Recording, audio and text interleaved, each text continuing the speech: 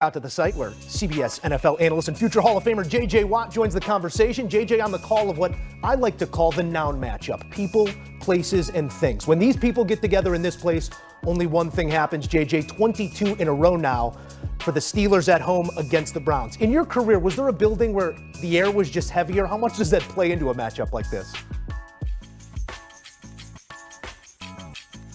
There's certainly that. The AFC North kind of has those rivalries that go so far back, and unfortunately, the Cleveland Browns have been on the losing side of this building for a very long time. But today, the story of it was they had to get into an offense where they had to throw the ball 58 times with rookie quarterback Dillon Gabriel, and that's just not the game plan they wanted to have coming into today, but that's the way it turned out. I want to pull out a couple of those strings that you offer there. Let's go Steelers first, because the divisional waters in some ways have parted for them. They look primed to claim this one. We'll see how the numbers react to the outcomes here once again. But when you look at a run game that came to life here on Sunday and what they can be down the stretch, how much positivity is there boiling in that building right now? Yeah, I think early in this season, they just found ways to win. They weren't playing their best football at all early on, but they still scraped out these victories with not giving up penalties and having a plus turnover ratio. But now they're starting to look like a football team that's figuring it out. Aaron Rodgers and DK Metcalf having a lot of success recently. The defense taking the ball away, getting sacks, starting to look like that old Pittsburgh Steelers defense that we know.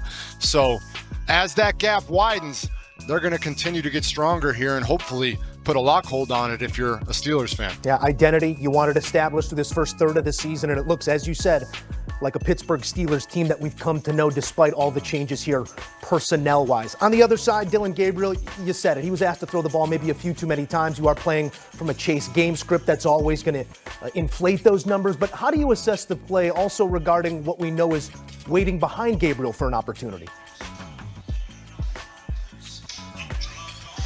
Yeah, I personally think that's a conversation that the media loves to make because it's a conversation that draws clicks and everything. I think Dillon Gabriel has this offense. He's in command of it. He's the one who they are trying to build this around, and Shedeur is going to continue to grow and develop in that role behind him.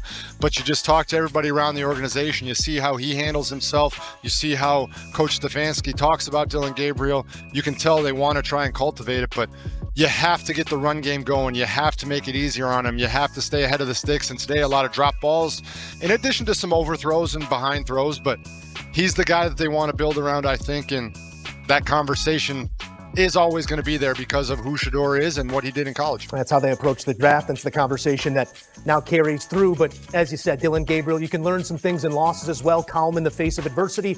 We'll see if they can start stacking up some wins from here. J.J. Watt, always appreciative of your time. Thank you, guys.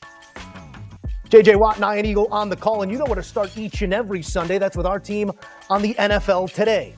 JB, Coach, Matt Ryan, and Nate getting you set starting Sundays at 12 Eastern Time. Enjoy the NFL Today on CBS and streaming on Paramount+. Quite a look here at some Aaron Rodgers numbers. Most passing touchdowns, 40-plus years old. Rodgers with 38, the oldest player in the NFL at 41 years old, now sitting at 4-1. Back in studio with the guys. Don't you just love it when the numbers work out? The numbers on the scoreboard worked out perfectly here for your Steelers, Mac. Your thoughts on this performance against the young and I don't know, talent-deficient team. I'm trying to be nice here. A bad team in the Cleveland Browns. And yes, the Cleveland Browns, they're a bad team, but they're the wrong team you want to get in a sparring match with because if you're not careful, they can put you to sleep. We've seen that, throughout recent moments with the Cleveland Browns, and that's why this game was so important for Pittsburgh because you're a playoff caliber team sitting at the top of your division playing against a divisional foe that they have a lot of issues.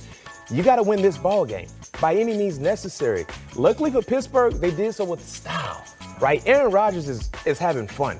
That's the most important thing. Aaron Rodgers is very, very efficient, and he's making the other guys around him better. The offensive line has grown. You look at DK Metcalf, he's embraced that new role within the offense, being the ultimate wide receiver one and creating separation and coming down with big-time plays. The running game led with Jalen Warren, Kenneth Gainwell, they're doing a great job as well. So the future in terms of this season, barring a great slate of health, it should be right. because of everything that's going on in their neighborhood in the AFC North. And lastly, the defense. They made Dillon Gabriel look like a rookie quarterback. They made him struggle. They touched him up.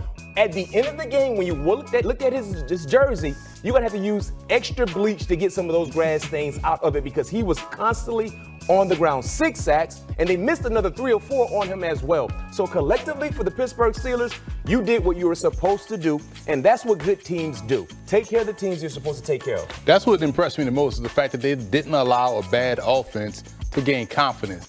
And you talk about Dillon Gabriel getting peppered up by the Steelers defense. Everyone in the Browns uniform got peppered up because we saw backs getting tagged. We saw Njoku get tagged. We saw receivers getting tagged. So they let it be known that this is not going to happen on our watch, on our Sunday in Pittsburgh. So I love that they went out there and took control defensively first before the offense got going because this was a low-scoring game early on, and then Pittsburgh opened up with their offensive passing attack. But at the end of the day, this defense led from the front today, didn't give that offense confidence, and the offense did the rest. Just to reiterate, Dillon Gabriel, the rookie quarterback, 29 of 52 for 221, JJ. It's going to be hard to develop when you're in a negative game script this way, but it's also, as we heard JJ Watt just say, going to be hard to develop when that conversation is happening. Maybe not as actively as it is outside the building, inside, but how do you stack it up right now with a young quarterback through a couple? I can tell you with great confidence that the conversation is much greater outside the building than inside the building. And I think JJ Watt alluded to that and spoke to that quite well. 52 pass attempts, 58 dropbacks. You got to include the sacks as well. For a team that this game was not out of hand really until the fourth quarter. This was a 10-point game going into the fourth quarter. There's no reason for your rookie quarterback to be dropping back nearly 60 times. I understand maybe it's not working with Quinshon Judkins, who only had 3 yards per carry today. I get it. But, man, you have to attempt to run this football just a little bit more. You mentioned how the Browns aren't that great of a team. This record could and probably should be looking a lot different right now. You go back to that Week 1 game that they had, I think, against the Bengals. Probably should have won that game. Yep. Very close one there in London last week against the Vikings that they arguably could have won there. Ball bounces a couple of different ways. You could be talking about a 3-win Browns team right now. And now you have Dillon Gabriel attempting to pass the football 58 times against the Pittsburgh Steelers defense in his first start on U.S. soil. You're not going to win a football game. To all those points, maybe more prescient to prod you here on a Steelers team that's ahead of schedule. I don't know what that schedule looks like. The schedule is right now with a 41-year-old quarterback. Do you see them on the open market maybe pushing their chips to the middle of the table and filling in some spots that they still identify they need to? They could. We also have to remember what they did in the offseason, right? So, yes, they go out and get Aaron Rodgers, not just get him, but they wait for him. And so that was very un-Steelers-like. They go out and they get DK Metcalf and sent a day 2 pick in order to acquire him and then paid him at the time as the highest paid player in Pittsburgh Steelers history. And then they went out and got Jalen Ramsey and sent away Minkah Fitzpatrick. They have done sort of a lot of what you would expect a potentially contending team to do right there on the precipice. Yeah. They've already done it. Now, could they go out and send a conditional 6th-round pick for someone the next couple of weeks? Of course, they could absolutely do that. But in terms of a name, someone who's a